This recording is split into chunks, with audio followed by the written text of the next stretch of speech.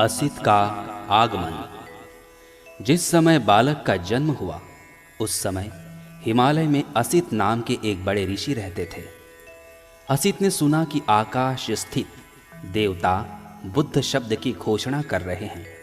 उसने देखा कि वह अपने वस्त्रों को ऊपर उछाल उछाल प्रसन्नता के मारे इधर उधर घूम रहे हैं।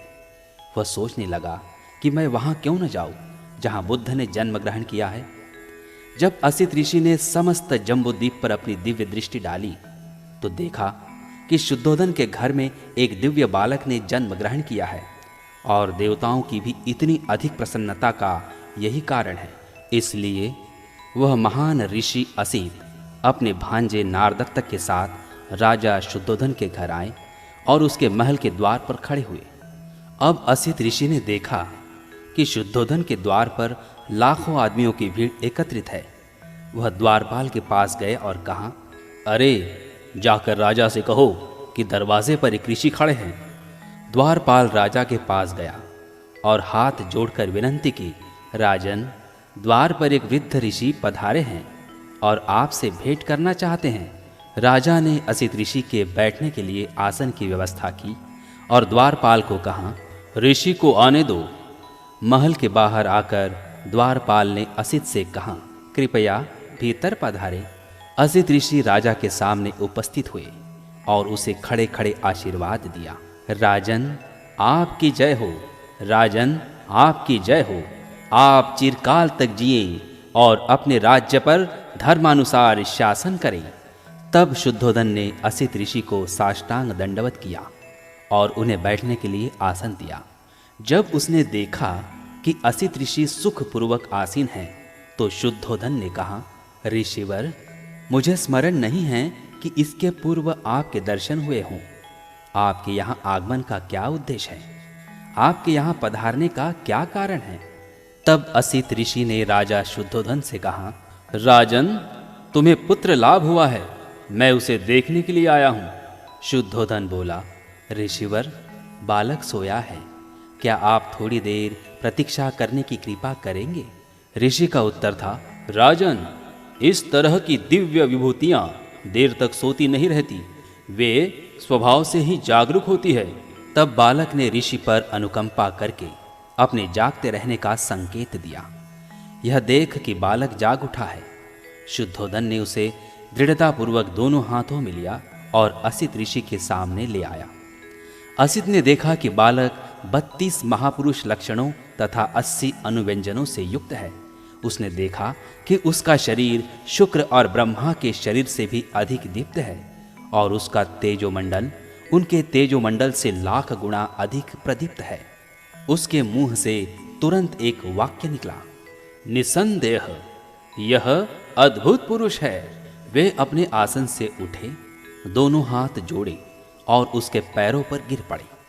उन्होंने बालक की परिक्रमा की और उसे अपने हाथों में लेकर विचार मग्न हो गए। असित ऋषि पुरानी भविष्यवाणी से परिचित थे कि जिसके शरीर में गौतम की ही तरह के 32 महापुरुष लक्षण होंगे, वह इन 2 गतियों में से एक को निश्चित रूप से प्राप्त होगा, तीसरी को नहीं। यदि वह गृहस्थ रहेगा तो वह चक्रवर्ती नरेश होगा, लेकिन यदि वह गृह त्याग कर प्रवज्जित हो जाएगा तो वह सम्यक संबुद्ध कहलाएगा। असित ऋषि को निश्चय था कि वह बालक गृहस्थ नहीं बनेगा। बालक की ओर देखकर वह सिसकियां भर भर रोने लगा। शुद्धोधन ने देखा कि असित ऋषि सिसकियां भर भर कर रो रहा है। उसे इस प्रकार रोता देखकर शुद्धोधन के रोंगटे खड़े हो गए। उसने असित ऋषि से निवेदन किया, ऋषिवर, आप इस प्रकार रो क्यों रहे हैं? आंसू क्यों बहा रहे हैं? ठंडी सांस क्यों ले रहे हैं? मैं समझता हूं कि बालक का भविष्य तो निर्विघ्न ही है। असित ऋषि ने राजा को उत्तर दिया, राजन, मैं बच्चे के लिए नहीं रो रहा हूं, इसका तो भविष्य निर्विघ्न है। मैं अपने लिए रो रहा हूं। ऐसा क्यों? शुद्धोधन ने पूछा। असित ऋषि का उत्तर था, मैं जरा जीर्ण हूं, वय प्राप्त हूं और यह बालक निश्चयात्मक रूप से बोधि लाभ करेगा, सम्यक संबुद्ध होगा। तदनंतर वह लोक कल्याण के लिए अपना धम्म चक्र प्रवर्तित करेगा। जो इससे पहले इस संसार में कभी प्रवर्तित नहीं हुआ है।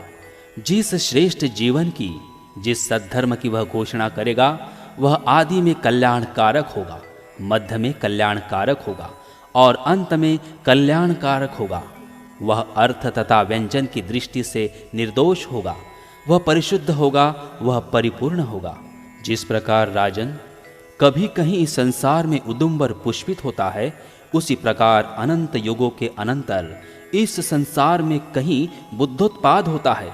राजन, इस प्रकार निश्चय से यह बालक बोधि लाभ करेगा, सम्यक संबुद्ध होगा और तदनंतर अनंत प्राणियों को इस दुखमय सागर के पार ले जाकर सुखी करेगा। लेकिन राजन, मैं उस बुद्ध को नहीं देख सकूंगा, इसलिए राजन मैं इस दुख से दुखी हूं और रो रहा हूं। मेरे भाग्य में उस बुद्ध की पूजा करना नहीं बदा है। तब राजा ने असित ऋषि और उसके भांजे नारदत्त को श्रेष्ठ भोजन से संतर्पित किया और वस्त्रदान दे उनकी परिक्रमा कर वंदना की। तब असित ने अपने भांजे नारदत्त को कहा, नरदत्त, जब कभी तुम्हें यह सुनने को मिले कि यह बालक बुद्ध हो गया है, तो जाकर शरण ग्रहण करना। यह तेरे सुख, कल्याण और प्रसन्नता के लिए होगा। इतना कहकर असित ने राजा से विदा ली और अपने आश्रम